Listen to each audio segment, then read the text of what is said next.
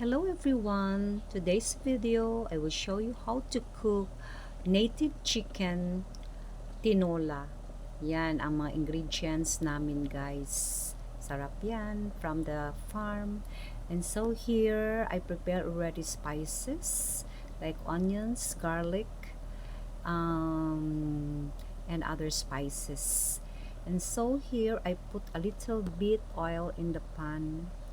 And then before that, I let somebody peel the papaya. That's hilaw na papaya, guys.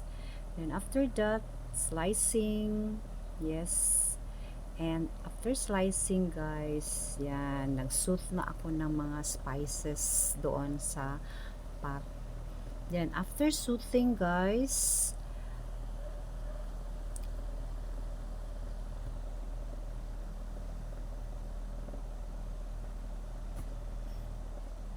yan, nilagay ko na yung native chicken na sliced. And there, nilagyan ko ng black pepper. Then after that, I already prepared the other sangkap like kalamunggay. And of course, I have there kamuti, guys. Hindi ako kumakain ng rice, kamuti dyan. Kamuti ang prepare ko. No. And so here is the kamuti, guys.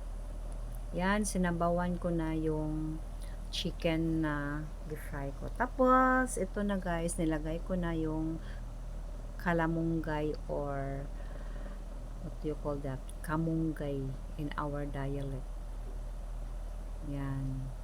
Sarap na guys. At ito na ang aming lutong sinabawang native chicken.